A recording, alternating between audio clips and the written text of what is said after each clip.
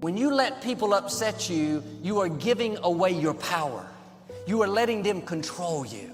If they push this button, you get offended. That button, you get upset. This other button, they bait you into conflict. Why don't you turn those buttons off? Life is so much more freeing when you're not controlled by what people say. You're not offended when someone's upset. You're not sour because traffic was bad. You have tapped in to the power to remain calm. People's opinion of you is none of your business, nor should you make it yours. You get in a lot of trouble worrying about what somebody think about you, when really, what difference do it make? The majority of people who have a negative viewpoint of you really don't even know you. Commitment. It means taking a stand. Taking a stand for you. It means delivering. It means coming through. What if you don't keep your commitment, Les? What if you give it everything you have and you come up short? Or if you don't give it everything you have, what if you get weak along the way and you throw in a towel on yourself? You surrender to your emotions. What then? A lot of people become discouraged. They become frustrated and they say, oh, what the heck? And they go back to doing what they were doing before, saying it doesn't work. I fail over and over and over again in my life. And that's why I succeed. You get to make a choice. Is failure going to break you, or is failure going to make you? You get to decide. Failure doesn't. You're not finished. If you're alive, you're not finished. No, you got another gear in you. So everybody, I can, because I'm capable. I will, because I'm strong. I must, because they counting on me. Don't expect people to understand you. Don't expect it to make sense to anybody why you've got to do this, why you have got to go, why you leave. This is a good job. I'm going. They pay you well. I'm going. Why? I don't understand. You don't have to. I'm going for me. Life happens. Things happen out of your control. Now you can either respond to that in the way you should, or you can let that mess you up. It's not what happens to you in life that determines your future. It's how you respond to what happens to you that determines your future. It's going to take everything in you that your life deserves, the concentrated effort to begin to look at how is it that I can express more of me? How is it that I can bring my ideas out here now? Don't allow that inner doubt in you to talk you out of it, to build a case on why you can't have it, to tell you why you're not good enough. You ignore that inner voice and all of the external voices. Don't judge the possibilities for what you can do based upon the circumstances, because the circumstances won't determine who you are. Don't determine what you're able to do based upon your resources. Don't determine what's possible for you based upon where your life is right now. Where your life is right now is not you. That's just what it is right now. If you're coming back from adversity and devastation, it's unlimited of what you can do. Don't allow your emotions to control you. If you don't discipline and contain your emotions, they will use you. Your mind goes on automatic. Weeds don't have to have any encouragement to grow. You don't have to water them. They don't have to get sunshine. They don't have to have fertile ground. They will grow through the cracks of a sidewalk. But if you want to grow orchids or roses or any kind of exotic flowers, there are special processes and procedures you must go through. You don't have to force yourself or motivate yourself to think negatively. Some of you have been giving security, clearance to things and people that have no business getting near your heart. You need to learn how to guard that thing, because if you don't guard it, stuff gets in it, and what gets in it comes out of it. That's why you have to decide that I'm gonna guard this, my heart, and I'm not going to let anything get security clearance. Guess what, Shane? You don't have clearance to my heart. Insecurity, you don't have clearance to my heart. Doubt, sorry, you don't have clearance. Depression, you don't belong in my heart. Loneliness, not anymore. I'm not giving you access. I'm guarding my heart so I can rebuild and become stronger. You can't give away what you don't have. Now, it sounds ridiculous, but it's more than what meets the ear as you hear this. You can't give away what you don't have. People who are not good at giving away love can't give away love because they don't have it to give away. If I want to give you a dozen oranges, I can't give you those dozen oranges unless I go out and pick up 12 oranges someplace. Otherwise, all it is just empty rhetoric. And the same thing is true of virtually everything in your life. You can't give away love for others if you don't have love in here to give away. If what you have in here is contempt, if what you have in here is anger, if what you have in here is fear, then these are the things you're going to be giving away in your life.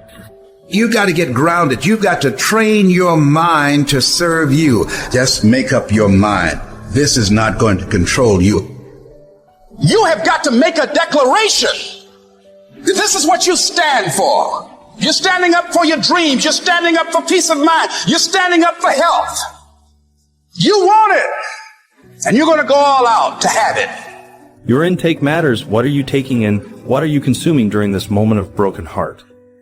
Do you have those people in life that appeal to the worst in you and not the best in you, and whenever they connect with you, they bring to where you were before? Who are you allowed to be in your ear? What kind of relationships are you developing? Are then asked that to you, or they are liability? Do they elevate your spirits, or do they tear you down? To be depressed, to hate somebody, to want revenge, to want to get back at somebody, to beat yourself up over the head, to feel loaded with guilt. You don't have to make any effort to do that. You've got to be willing to harness your will. Your mind is on automatic. It will do that by itself. You've got to find ways to increase your sense of self-appreciation, because if you don't, you're bombarded with negative stuff every day that beats you down, and you will find yourself unconsciously engaged in self-destructive behavior. If you don't program yourself, life will program you. Many years ago, I read a book by Terry Cole Whitaker. It was a classic. What you think of me is none of my business. Think of the amount of time that is wasted on negative energy, wondering what other people think of you. What they think of you really doesn't make any difference. It's what you think of you that makes a difference. So, as you go through the day, don't worry about what other people think of you. Just say, I'm all right. I'm God's highest form of creation. It's not going to be easy when you want to change. It's not easy. If it were in fact easy, everybody would do it. But if you're serious, you'll go all out and say, in spite of this, I'm in control here. I'm going to turn this situation around. I'm not going to sit back and moan and cry over what happened and what went wrong and who did what. I'm going to do something about this situation. We get two types of people, nourishing people and toxic people. Nourishing people, they bring the best out of you. They encourage you. They inspire you. They hold you accountable. Toxic people, they are critical people. Always telling you what you can't do. Always measuring your possibilities based upon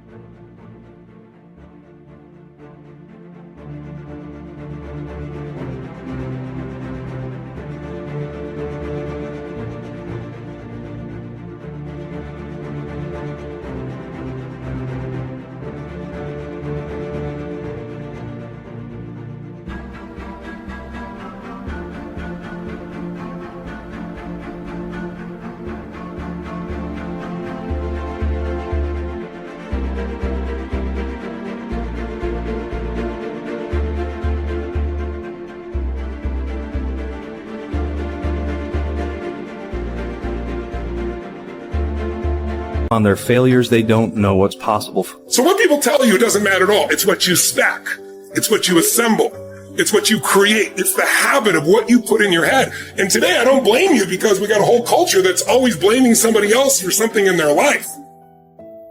It's truly a scientific fact that when you change the way you look at things, the things you look at change. And now you take this tiny little subatomic particle, and you take it and you put it in a particle accelerator, and you rev up the speed of these things and collide them at 250,000 miles per hour. You collide them. You open up the particle accelerator looking for your source, and guess what's in there? Nothing. No thing. That the dot that began you originated from a field of energy that has no boundaries, no beginnings, no ends. It's infinite. It's an infinite potential. And the question that I have for you is, if you can get this, that you didn't begin with that particle because particles themselves do not create more particles.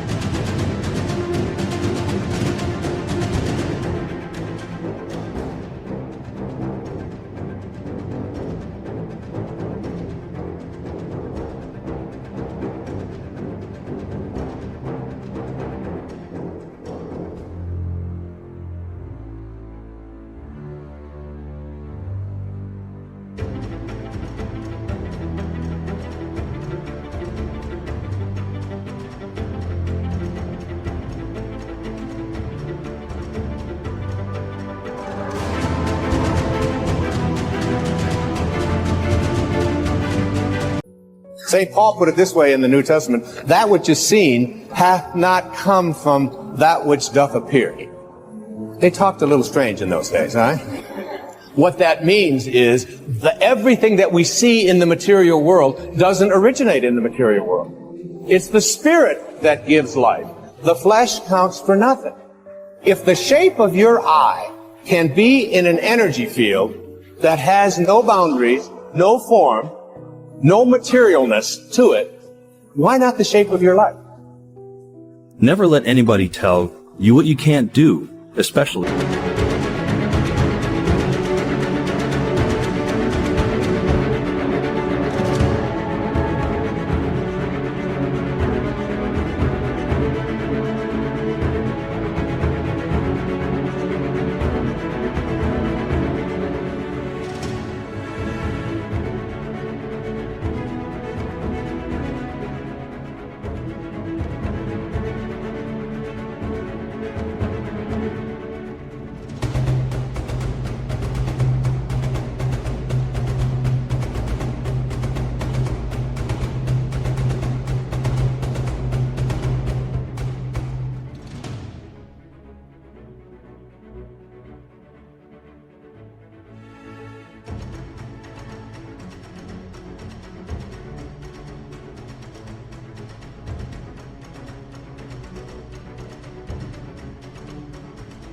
If they haven't done it.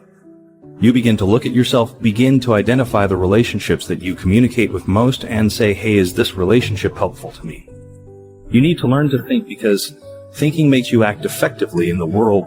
Thinking makes you win the battles you undertake, and those could be battles for good things.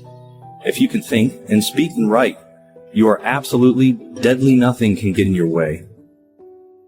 You have got to change the way you think. It is the whole determining factor of where you go in life. We are all where we are today because we thought ourselves to this position. If you don't like the position, think yourself out of it. Your brain is divided into two halves, positive and negative, good and evil. It don't function on nothing else. Ain't no neutral ground in your brain. It's either positive and good or negative and evil. Each half of your brain has millions of factory workers on each side. You got 1 million factory workers on the positive side. You got 1 million factory workers on the negative side. At the fourth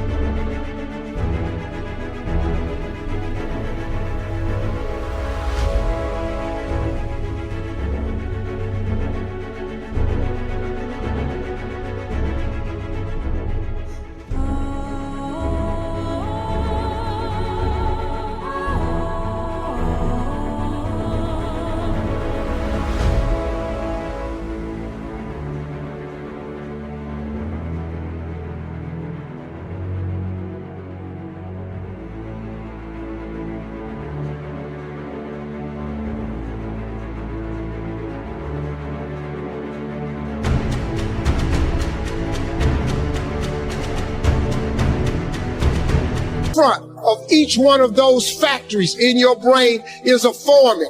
You got foreman positive and you got foreman negative. You are in charge. You're the boss of the factory. Guess what? We are how we think. So now, since your brain is in two halves, let me show you how this works.